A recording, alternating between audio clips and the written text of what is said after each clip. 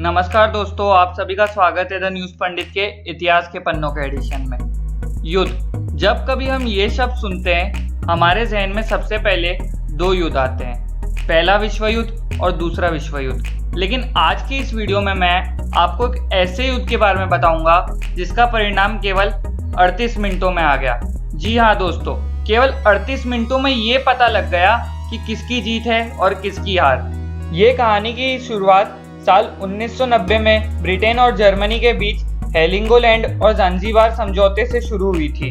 इस समझौते के तहत ईस्ट अफ्रीका का ज़ांज़ीबार क्षेत्र ब्रिटेन ने ले लिया था और मुख्य क्षेत्र तांजिया जर्मनी के नियंत्रण में आ गया था। इस संधि के बाद ब्रिटेन ने ज़ांज़ीबार को अपना क्षेत्र घोषित कर दिया था और वहां पे अहमद बिन को सुल्तान बना दिया था।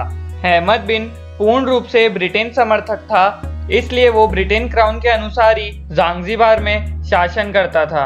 अहमद बिन को साल 1893 में ज़ांज़ीबार का सुल्तान बनाया गया और 3 साल तक अच्छे से शासन करने के बाद साल 1896 में अहमद बिन की मौत हो गई। अहमद की मौत के बाद अहमद के चचेरे भाई के बेटे खालिद बिन ने अपने आप को ज़ांज़ीबार का सुल्तान घोषित कर दिया।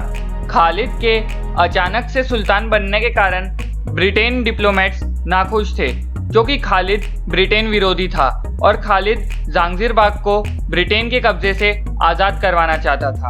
खालिद के सुल्तान बनने के तुरंत बाद उस इलाके के प्रमुख डिप्लोमेट बैसिल केव ने खालिद से सुल्तान का पद छोड़ने के लिए कहा, लेकिन खालिद ने इस बात पर ज़्यादा ध्यान नहीं दिया। और तो और खालिद ने अपने महल के पास फौज लगानी शुरू कर दी थी। ब्रिटिश डिप्लोमेट्स समझ चुके थे कि खालिद इस तरह से सुल्तान की गद्दी नहीं छोड़ेगा।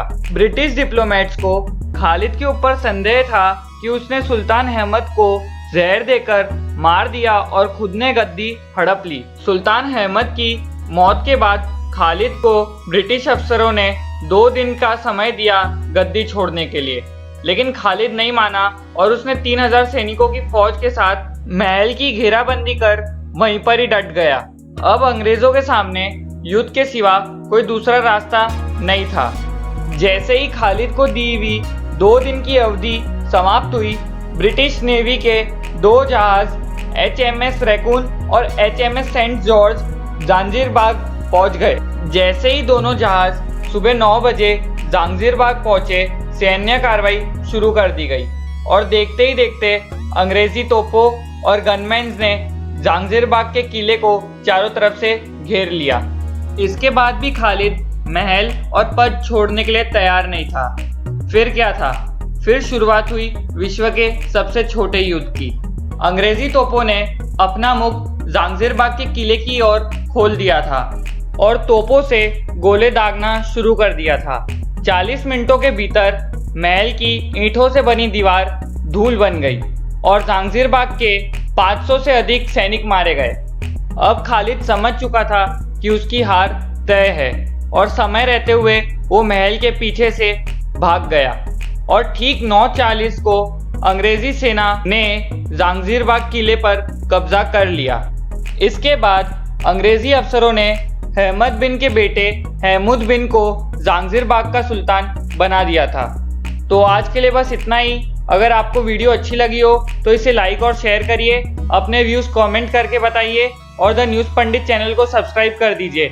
साथ ही साथ बाजू में दिए बेल आइकन को भी दबा दीजिए ताकि मेरी हर नई वीडियो आप तक सबसे पहले पहुंचे।